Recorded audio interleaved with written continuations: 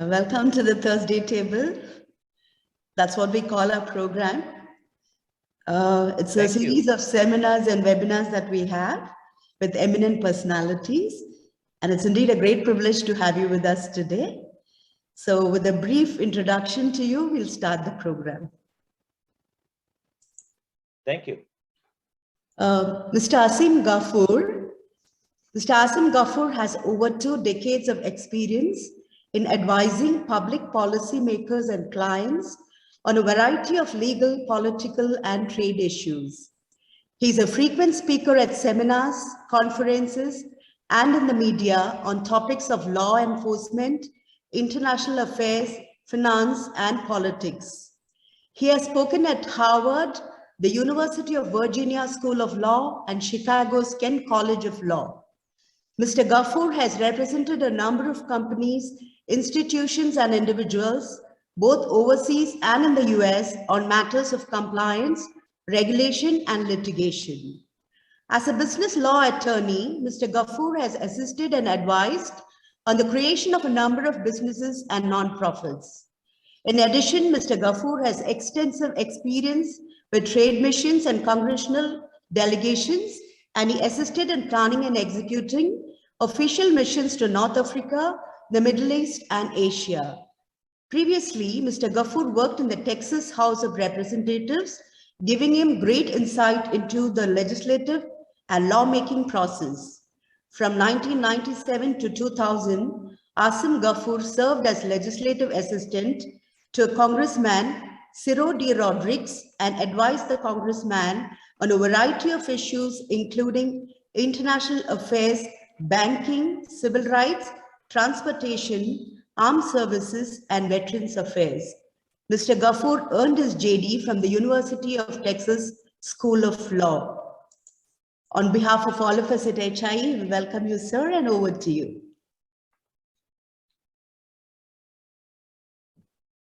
Thank you so much for that kind introduction. I really enjoy speaking with high school students, and I'm very, very honored that you've invited me to speak. And I apologize that I'm not the esteemed guest that many of you think I am, but I will do my best in the next 40 minutes to let you know what I've been doing and how I can provide maybe a glimmer of hope for you to take on a leadership position one day. And really, that's the topic of my discussion today. What is leadership? You know, when you're 17, 18 years old, you're always being told what to do. Your principal, your headmistress, your parents, your teachers, your masters are telling you what to do.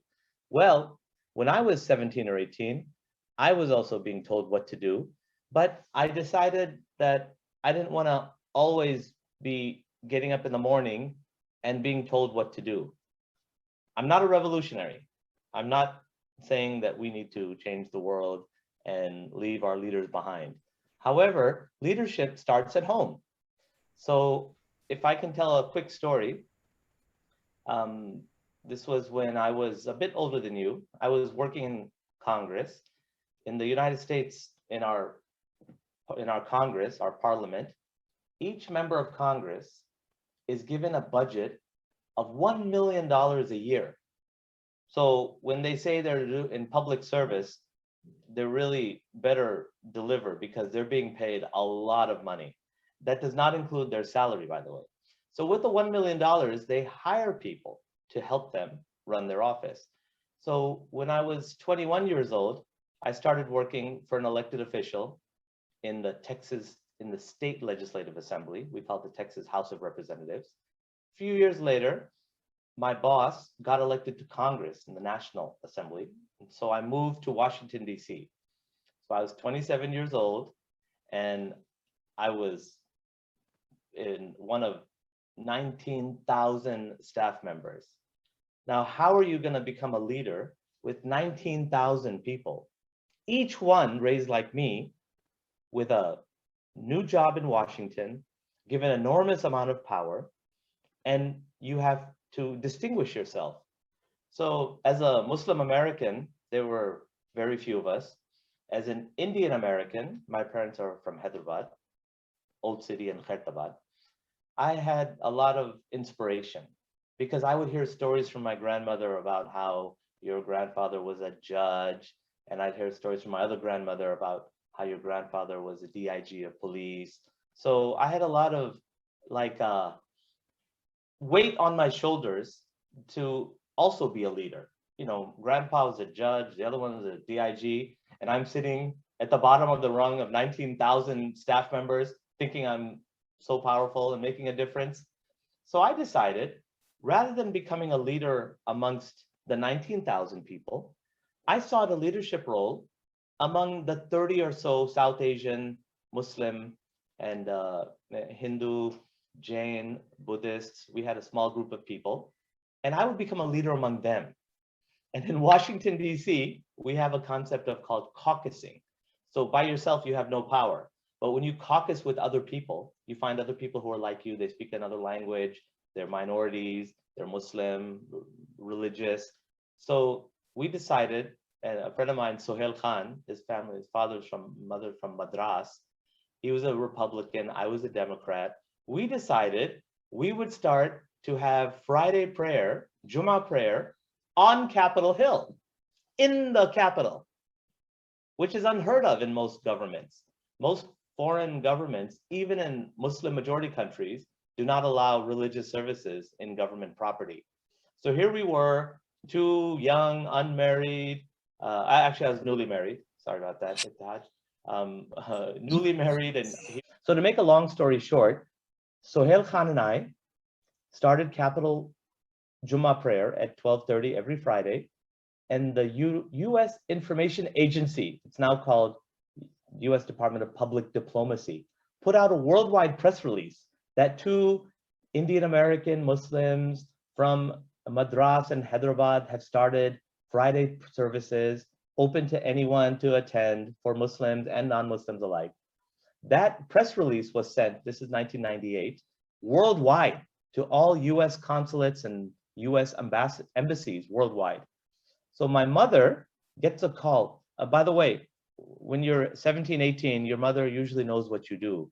By the time you're 27 and you're living in another city, your mother usually does not know what you do.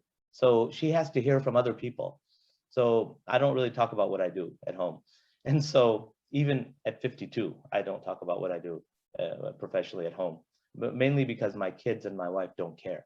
But anyhow, getting back to this story, my mother gets a call from her cousin in Hyderabad, Siyasat, and had translated the, Rahnamai Dakkan, sorry, wrong country. Rahnamai Dakkan had translated the article from the US Embassy into Urdu and ran it in the paper. And one of my cousins read it. They called Mummy, Asim, kya kar raha hai? What's Asim up to? What's he doing? She said, kya hai ki, kya kar raha hai ki, nahi malum, kya bol rahe? And they said this, aisa namaz, and she called me. So what are you doing? So that is an example of leadership. We weren't trying to change the world. We weren't trying to make a federal case out of religious protection or religious freedom. We just wanted a place that was convenient to have Friday prayer. And we had a lot of friends who wanted to help us and join us. So again, the lesson of that is leadership starts very close, what your needs are, what your abilities are, what you're capable of, what resources you have. So I was working in a government office. I got a government free room. I did this. The US government did our publicity for free, and we became celebrities. Now, unfortunately, after September 11th, my government, the United States government, stopped talking about these things. They didn't brag about Muslims and prayer and all that because 9/11 was a big change for that. That's when my job opportunities changed. I was not fired, I was not let go, but I thought I was wasting my time in mainstream politics. I really needed to help the community. So that's when, like your principal was reading my bio, that's when a lot of my work really started. What I did is I was hired by Muslim and South Asian groups. There were Hindu and Sikh groups who were being attacked.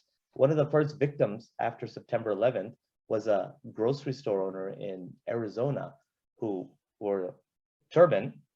He was killed by some racist American redneck, ignorant guy who just wanted to get revenge for 9/11. So he killed a sick grocery owner, which is a shame. It was a disgrace.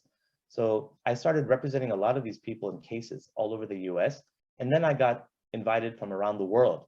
I was invited to Saudi Arabia, I was invited to Dubai, I was invited to Doha, I was invited to so many countries in North Africa, Sudan of all places. So here I was, an Indian American, starting to represent people who were facing discrimination overseas by US. So the connection was always US. So there was a Sudanese guy, a Syrian guy who lived in Sudan who was being held by the US government officials. So I went there to release him, for example.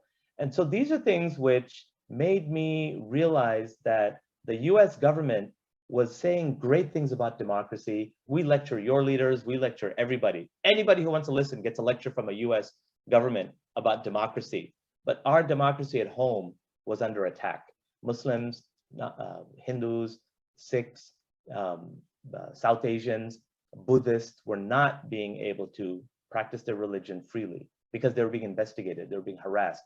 They send money overseas, they were being questioned about it. They have a different sounding name, they were being stopped at airports, they were being taken off planes. And this was a disgrace for an American-born Muslim, Indian Muslim. I was embarrassed. I would be mocked by my relatives in Hyderabad for like, what happened to your country, ASIM? We used to hear great things about America.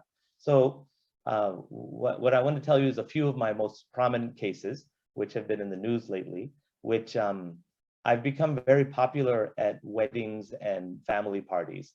I was at my nephew's wedding 2 years back in Chicago, and I was talking about what I do at work. I forgot that there were like 15, 16, 17-year-old nephews and their little siblings on my table. And so one of my cousins pulled me aside when we were taking photos. She's like, ASIM, what are you talking to the kids about? I don't know. I was just telling them what I do at work.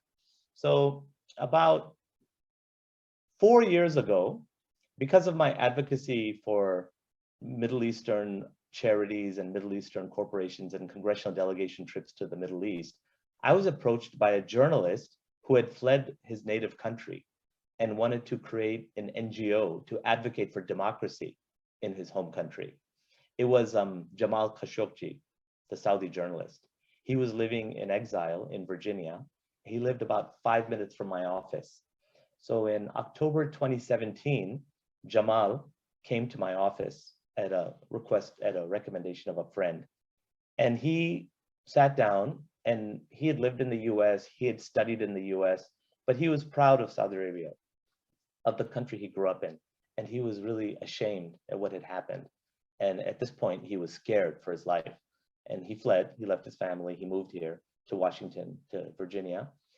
And so I used to meet him all the time. Every 2-3 weeks, we would talk, he would come by. I would ask him, what do you do? He had some friends who were willing to fund the organization. He had friends who were willing to help.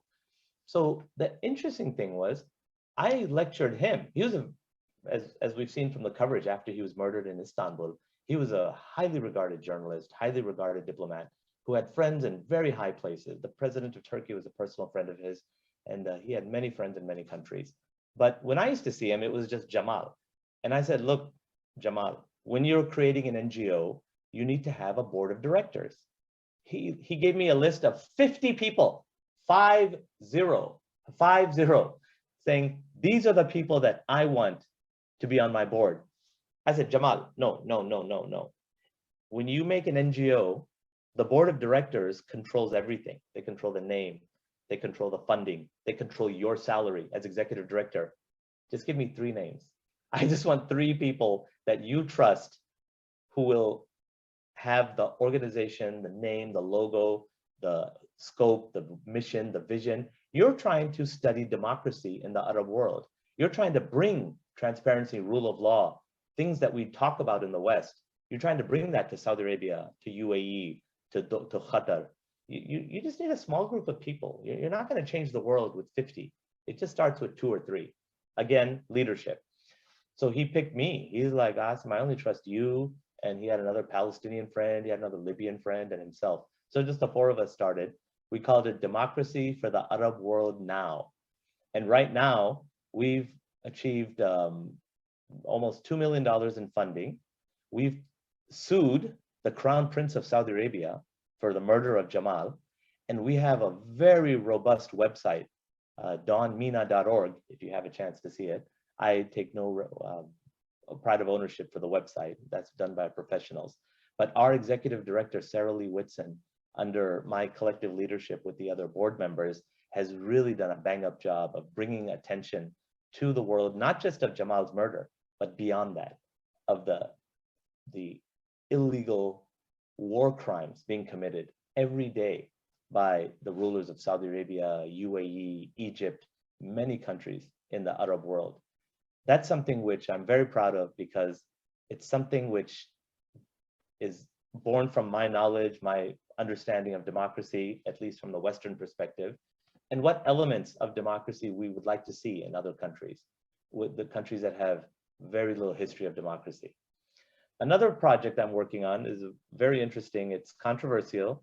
I know, you know, when people talk about two Indias, it could be like Amartya Sen talks about two Indias, argumentative Indian, and that's very, very progressive, very thought-provoking way of looking at India.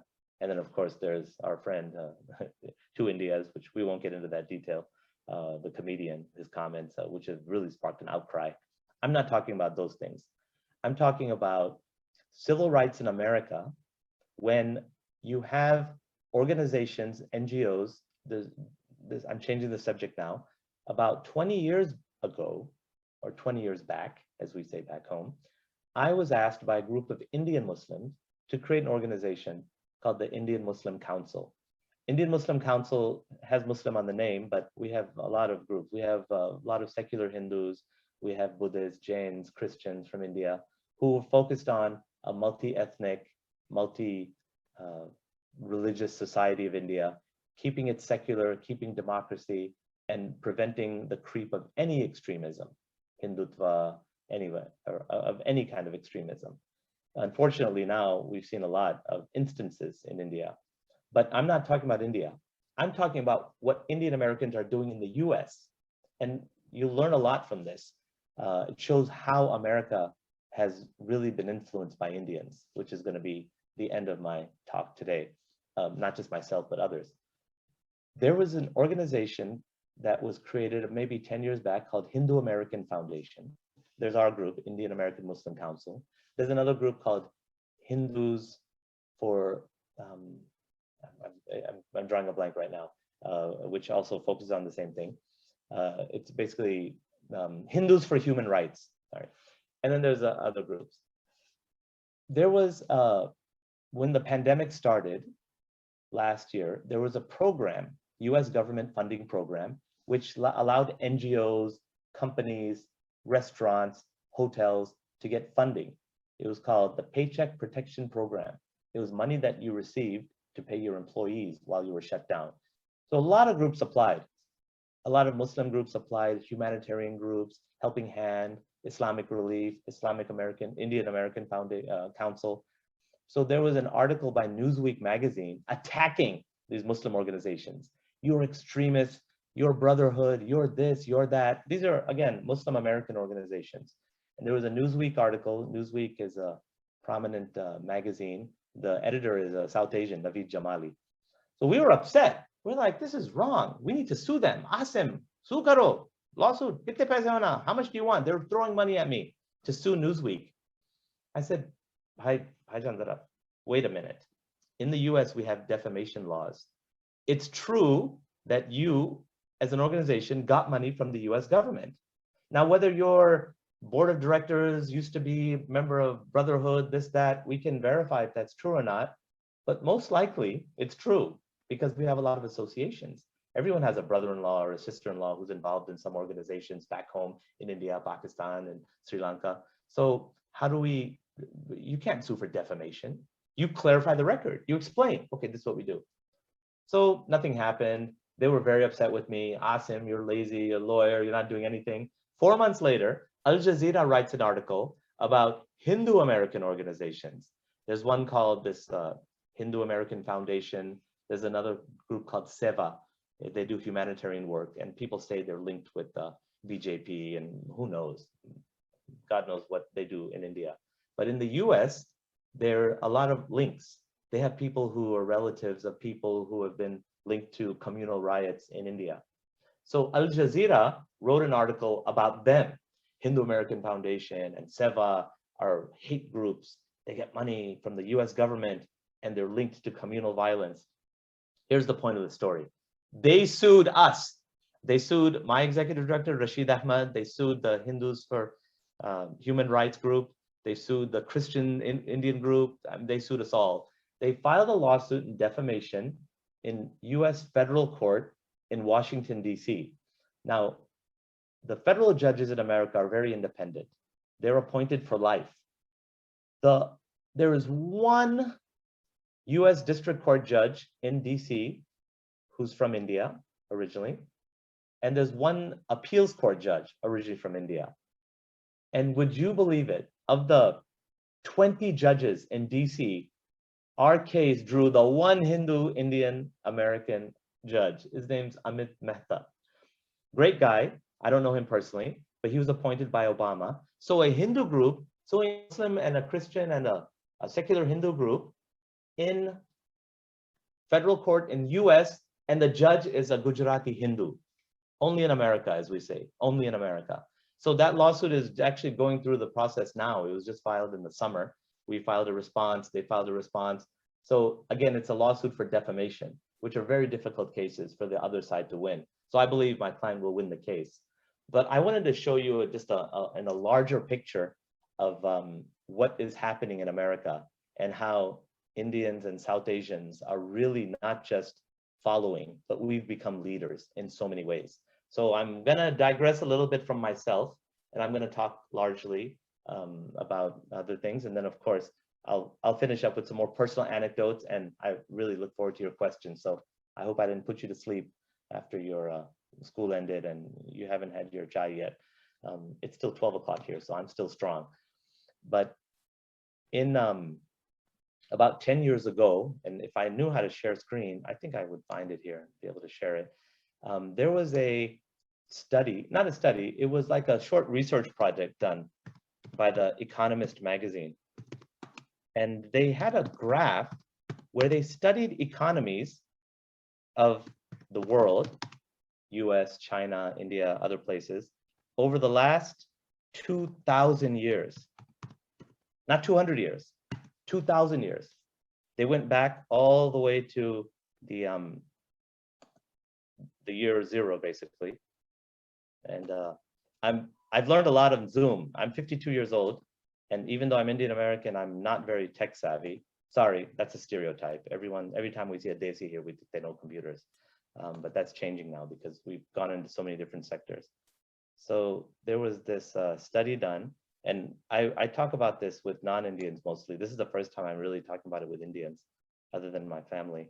Oh, you know, it's unfortunate. I'm using someone else's computer and I'm not able to log into this picture, but I'll send a link at the end of my YouTube. Your teachers can show it to you. Anyhow, in the graph, it shows the world's largest economies. And would you believe, for 1,800 years, for 1,800 years of the last 2,000 years, the #1 economy in the world was India. Bigger than China, bigger than Europe, bigger than US, bigger than whatever they were doing in Australia or Africa. So Indians, wherever you are, in grade school in Hyderabad, in high school, doing your A-levels in Hyderabad, sitting in Paris on vacation, sitting in Washington, DC, working as a lawyer, something you can be very proud of. Because unfortunately, like I said, I'm 52 years old. I've been coming to India since I was 2. So you can do the math. And unfortunately, my sisters and I, my generation, associates India with poverty because we've seen poverty when we go. But if you really look at the perspective in the long history, even as late as the 1930s, where the Nizam of Hyderabad was the richest man in the world, India has been not just wealthy, but super wealthy, superpower wealthy, richest country, biggest economy in the world. That's something we should all be proud of. Now, in the tech industry, you don't need to hear from me. You don't need a tech talk or anything, a TED talk or any lecture to tell you. When you look at the CEOs of some of the most important companies in America, Google, Microsoft, you know, it's us. Until recently, the CEO of Pepsi Cola was an Indian American. Now, yesterday, Joe Biden, the president, has asked the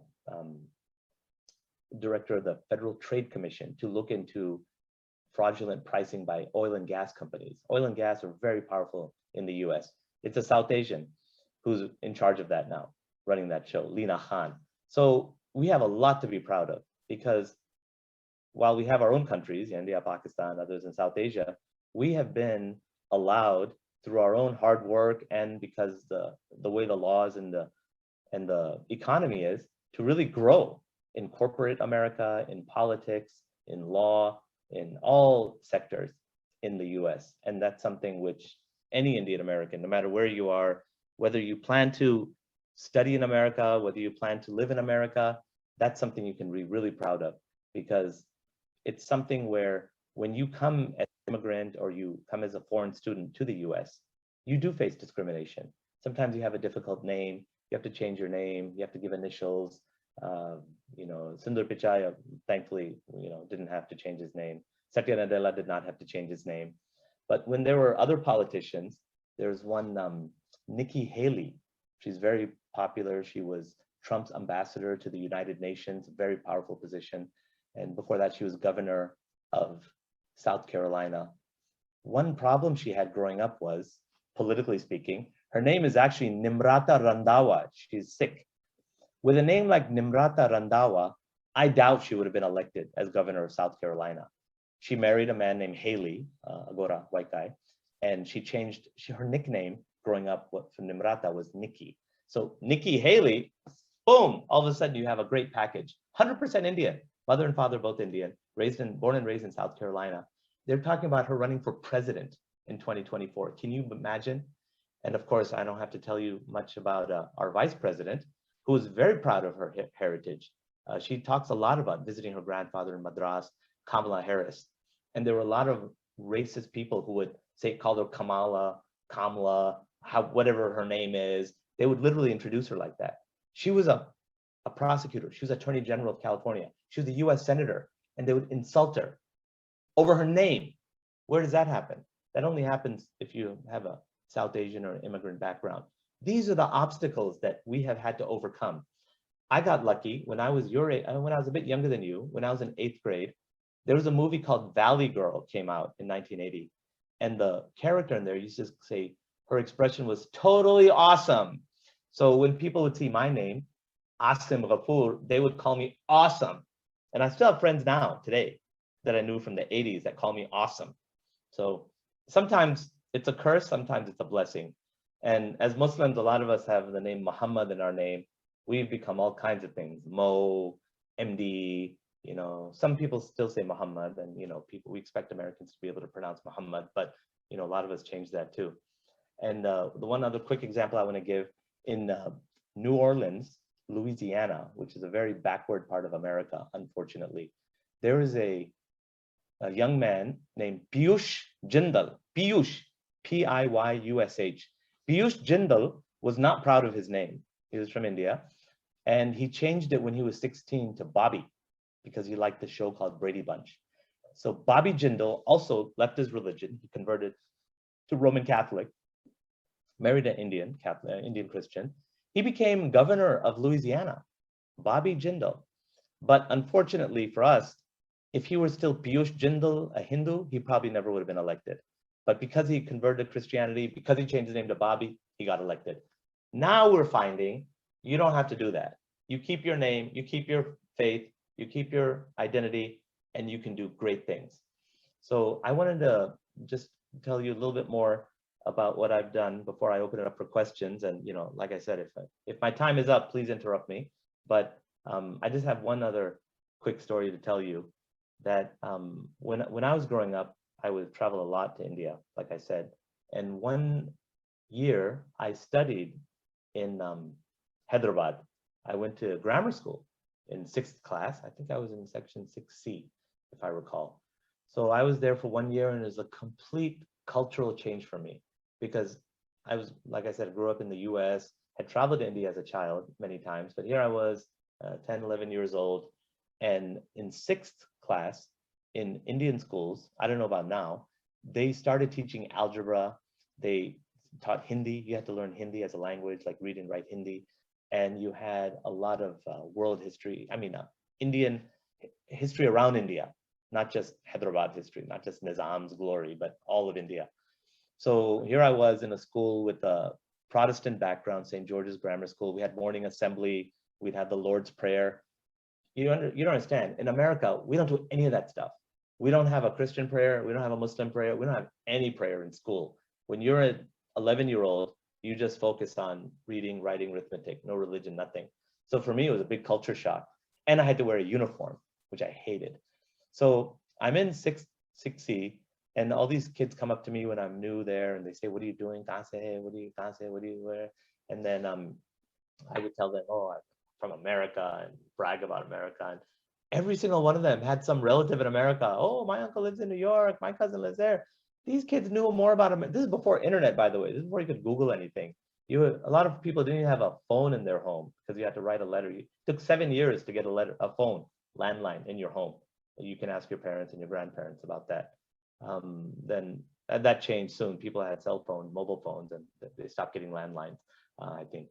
But they were so knowledgeable about America. They loved American culture. They loved, and once my teacher pulled me aside, my math teacher, and he asked me for all these things. He said, "I want a transistor. I want this. I want that." I went to my mother. I said, "He's asking for these. What do I do?" I don't know what she did because we're not used to teachers asking us for things. He wasn't poor or anything. He just wanted these Western things. So the culture shock is always there. And when my cousins would tell me, "Hey, they want to come to America to study. They want to get a visa." I said, "I don't know how it works. Figure it out." They would talk to their colleagues, their friends, their workers, their students. They'd figure out a way. And many, many of my relatives have since then migrated to the US. And then a lot of them also migrated to the Gulf in the Middle East. So I get to see them a lot. Again, another big blessing of being an Indian, because there's so many Indians, we're everywhere. You go to Dubai Airport, Doha Airport, best run airports in the world, run by Indians. I always tell the Qatari and Emirati people, "You're welcome." They say, "You're from India?" I said, "Yeah, you're welcome." Because I think we brought a lot of efficiencies to their country. And that's something whether you stay in India, whether you migrate to the US or the Gulf or Europe or somewhere in the future, be proud wherever you are. Because like I said, Indians are running the world. We're running it in America soon, not a revolution. We're being elected. They want us. They like us. We're hardworking. We get the job done. And that's something we can all be proud of. So, I'm a lawyer. I can talk all day. But at this point, I would like to turn it back over to the organizers and maybe answer some questions.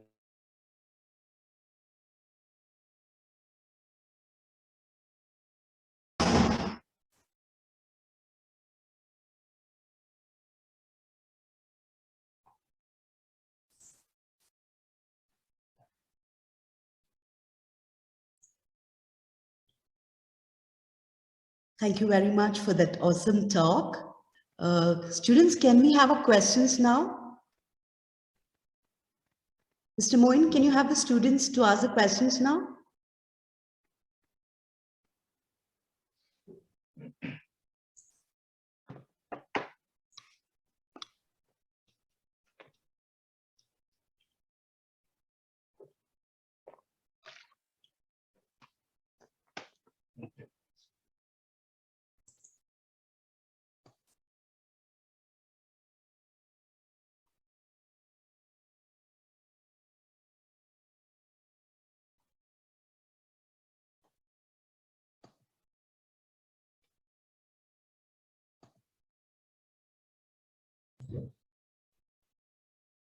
ASIM, the boys are ready. There's an echo. Your slide is from your side, I think. Questions are coming your way. अच्छा इसमें chat में या? हाँ, chat में है. You can. The students have some quite a few questions, 5-6 questions. I hope you can answer them in a short manner. Here. Over to the boys.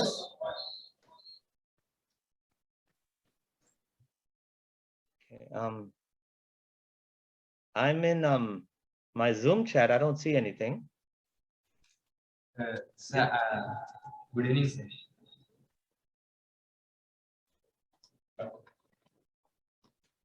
Speak louder. Good evening, sir.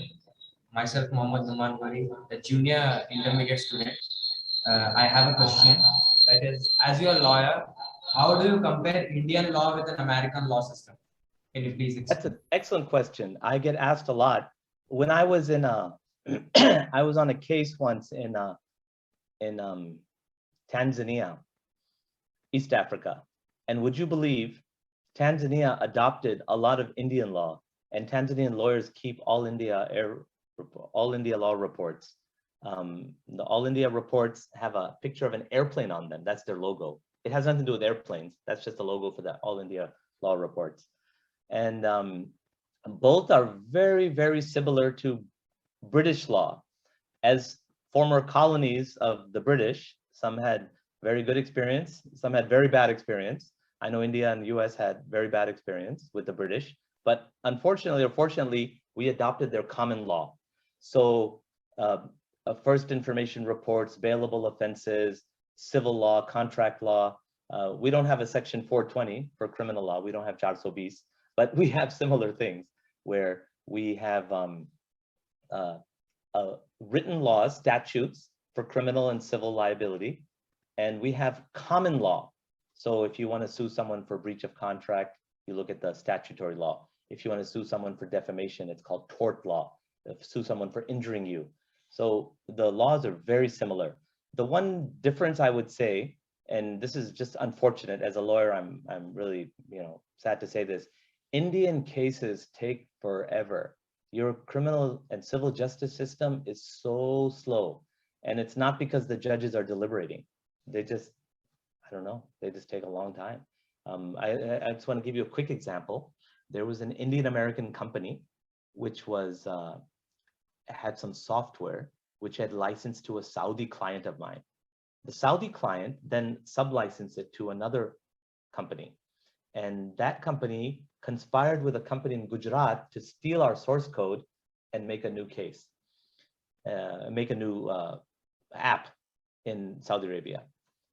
In February of this year, 10 months ago, the Indian client sued in Baroda, Vadodara court in Gujarat. That's where the company that was stealing the software came. Until now, they haven't had a single substantive hearing, and it's partly because of COVID. In the US, we sent one demand letter, and the Saudi guy got so scared that we were going to file a case in the US, he settled the argument. He paid the compensation. So the difference on paper is very little. The laws, the language, your laws in English, ours is in English, the source is British, but practically speaking, it's very different. If you want to get justice in India, try to find a client or a court overseas, because things move much faster when you're outside of India. And that's just unfortunate. I hate to say that about my fellow lawyers and judges in India, but they need to get their act together. Their courts are way too slow.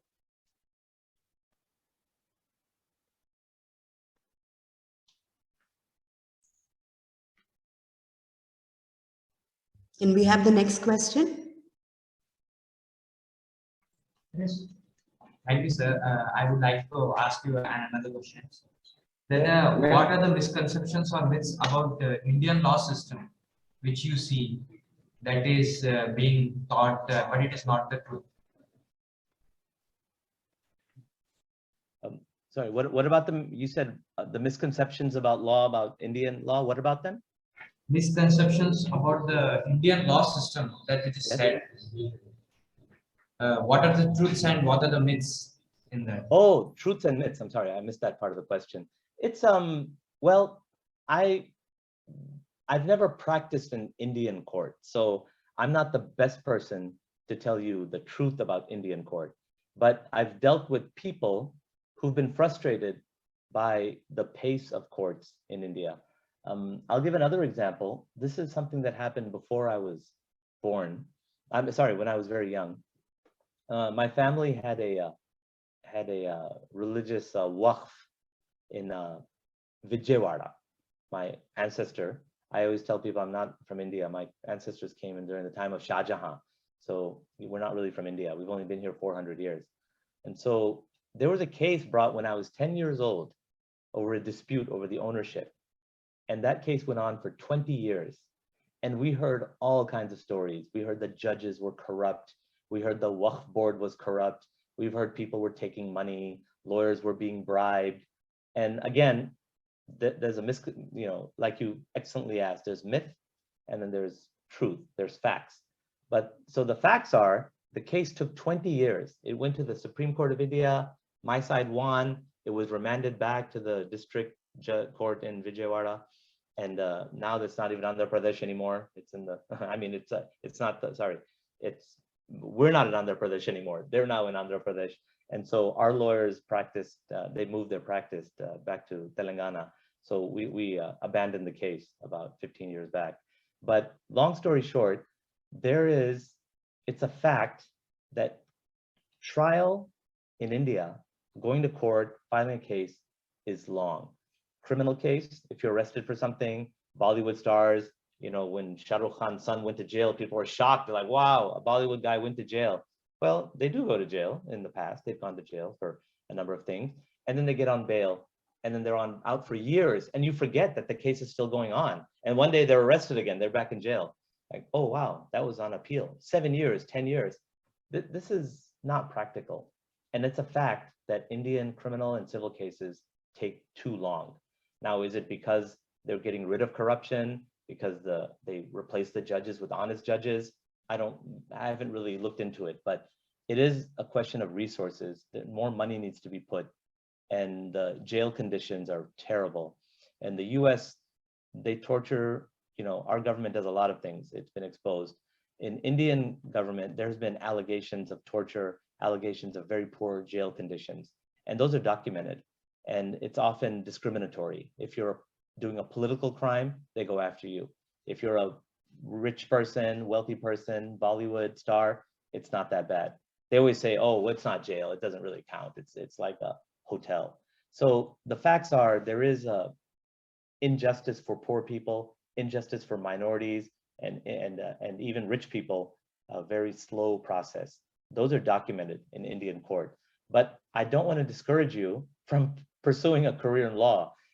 Again, my point about leadership is to change things from within, not as a revolution, but as a slow change for the better. So I really encourage you, if you have relatives who are lawyers, if you have relatives who are judges, if you have an interest in law, please pursue it. It's a noble profession. And litigation, going in court, representing a client is the most satisfying thing you can do. But India, really, on a factual basis, their courts are too slow. I'm sorry to say that. That's a fact. We have one more question, ASIM. What's your name? Good morning. Good evening, sir. This is Ayan Khan. Sir, do you think a leader can change the mindset of group of people? If yes, how, sir? So that's a very good question. Think of a pyramid. So you have leaders everywhere. You have gully leader, family leader, and then you have a leader of a nation. So as you go up the pyramid, as you become a leader, before you become there, you have a large constituency, and you have a lot of people to deal with as you get higher up. So when you're a leader among high school friends, you go to Principal Ma'am and you say, ma'am, we want to create an organization like Mr. Ghafoor said. We want to do fulan fulan. We want to have a soup kitchen for the poor at the high school. And she says, dimagh kharab ho gaya. All these people will show up. You crazy? And you say, no, we really want to do that. Then you compromise. You come up with something. That's just a joke. I don't know what you have time to do now with A-levels, but you decide you're going to create something. Then you'll have some disputes. You'll raise money. You'll say, how do we spend the money? And then you'll change your mind. You'll say, you know what? Maybe the soup kitchen wasn't a good idea. Let's just make tiffins at home and distribute it. We'll go to where the poor people are. We'll deliver it to them rather than bringing them to our school. So when you're at a small local leadership level, it's very easy to change. And in the United States, leaders change a lot at the local level. They switch parties, they change office, They go to one office to the other. But when you're a leader of a country and you have a long history of advocacy, you have people who brought you to power, they're not going to let you change. They're going to say, wait a minute, we elected you to do that, and now you want to do this? They'll pull you down. You'll come crashing down. You'll find that very lonely at the top. You'll all of a sudden be back with the common people. So it is impossible when you get to a high level, whether you're Trump or Modi, or whether you're a senator or you're Shashi Tharoor, you know, when you're a leader of a powerful constituency, you know, ask them, you know, the Oasis, can they change? I doubt it, because the people who brought them to power will kill them if they change, or they'll kick them out. So again, I don't want to get too political because, you know, this is a general talk, but I'm very political. I do politics day and night in my life. Politics in Saudi Arabia, politics in, you look at Mohammed bin Salman, who killed my friend. He's not changing. He's 39 years old. He's a young guy. People said he's going to be really good for Saudi Arabia. He's been a dictator and he's not changing. He's been sued. He's been attacked. He's been told, don't come to America. Don't come to France. He couldn't go to the G20 in Rome. He's one of the richest leaders in the world. He has his own jet and he couldn't go to Rome. He couldn't go to Glasgow. They're not accepting him until he changes. And you know what? He's not changing. He's so stubborn. So the sad thing, and I hope you don't tell your parents that Sir came and said very nasty things and he's very cynical and he's very upset, he's very angry. But the reality is, when you're a leader at a local level, regional level, you change all the time. But when you're at the top leader of a country, very difficult. That's why you need to be wise and you need to have the right people bringing you to power. Because like we say in America, you dance with the ones that brought you. So when you get to your high level, you'll be surrounded by the people you started with. If they're corrupt, if they're thugs, if they're people you don't agree with, guess what? You're going to be stuck. So grow in leadership. I should amend my talk in the future. Aspire for leadership with the right sohba, with the right group of people.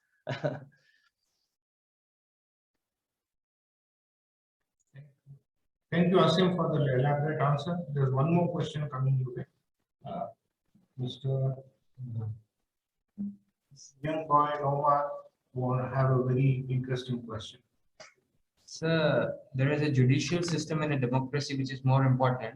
For example, if a judicial system collapses, can it take down the whole democracy with it? You know, as a lawyer and a grandson of a judge, I'll have to tell you, judicial system is everything. In the US Constitution, the judges come in Article 3, Section 3. Section 1 is Congress, because they believe legislature is most important. Because as a colony, we had to pay taxes, which went to England, but we had no representation in Parliament. So when the US Constitution was written by the revolutionaries, they made the legislative branch number 1, they made the president number 2, and the judges number 3. But when you look at a country like Somalia, Somalia had no government from 1991 when 𝘄𝗶𝘁 was thrown out. He was a brutal dictator. He deserved to be thrown out. The Italians who had colonized Somalia left. They're like Italians do. When the fight starts, they leave. I always tell my Italian friends that. I don't know if you have Italian friends, but they make great food, but they don't fight. Italians left. Anarchy. For 15, 20 years, US sent troops, nothing happened. Do you know that brought stability? Do you know what brought stability to Somalia? The Islamic Courts Union. Again, I'm not making a religious argument here. There was a group of judges who said, let's bring Sharia law, let's bring Islamic law, not cutting hands and cutting heads, not that. Let's bring a court system. You rip somebody off, you stole their money, you took their this, you kidnapped their kid, we're gonna have a court. And they backed it up with arms, with guns. And the Islamic Courts Union took over half of Somalia. It was so robust, it brought law and order to Somali community, but because they were Muslim, President George Bush called the leaders of Ethiopia and said, you got to stop these people, you have to invade. So Ethiopian troops invaded Somalia to stop the Islamic Courts Union. But guess what? They made a transitional federal government. A friend of mine in Washington, DC left his job. He had a PhD in telecom. He was making $150,000 a year. He quit that, he's Somali, to move back to Mogadishu because the Islamic Courts Union leader was the compromise leader. And they established, what did they do? They established a court system. So I believe courts are number one. If you don't have a court system, you have civil disrepair, civil society collapses, brothers and sisters fight each other, you have civil war, you need courts. Courts are the most important part of any society, democratic or undemocratic. And you need independent judges. You need judges who are willing to rule against the government. Judges, my friend Jamal Khashoggi used to tell me, the judges in Saudi Arabia were so tough, they would rule against the king. They would rule against the princes all the time when the princes were wrong. And they don't have that anymore, unfortunately. The judges are just worse than other developing countries. Well-paid judges who don't exercise independent opinion, and courts that have no power to enforce their judgments. Thank you for answering, sir. I have one more question. Yes. How can we encourage the people of our community to take laws their career, as we are very less in that area? I'm sorry, my speaker broke up. Could you repeat the question? How can we encourage the people of our community to take law as their career, as we are very less in that area?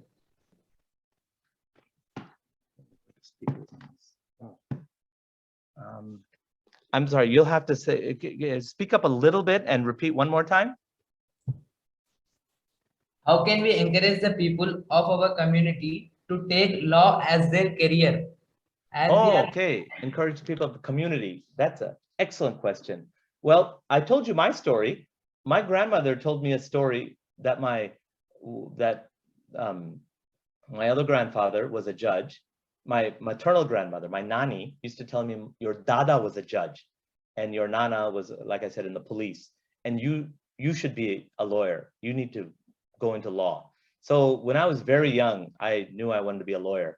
It helped me with my grandmother telling me. I didn't listen to my mother, but I listened to my grandmother.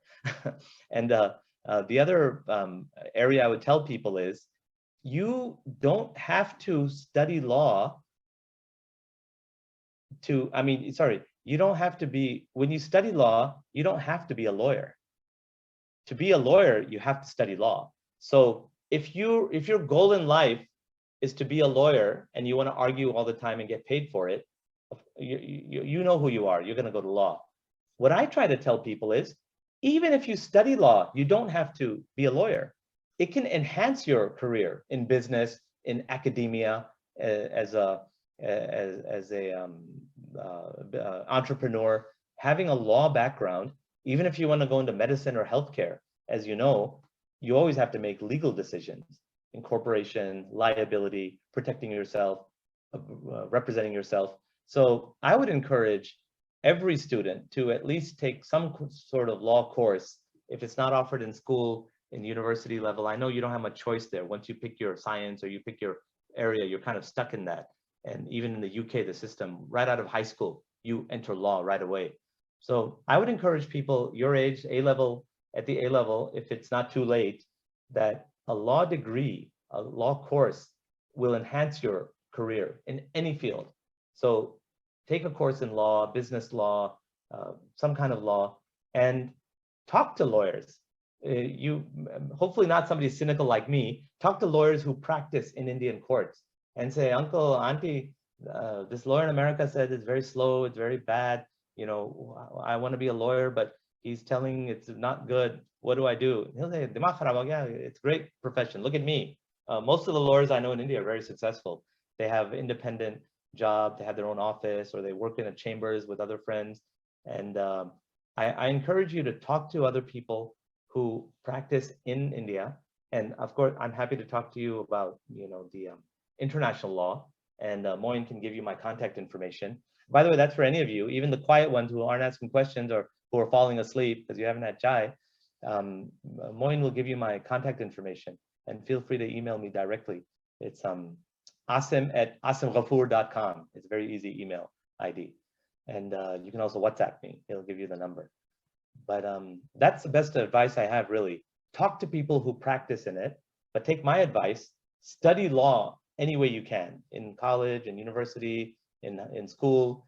take a online, learn about law, because it'll always help you. It helps to understand the law, to know your rights.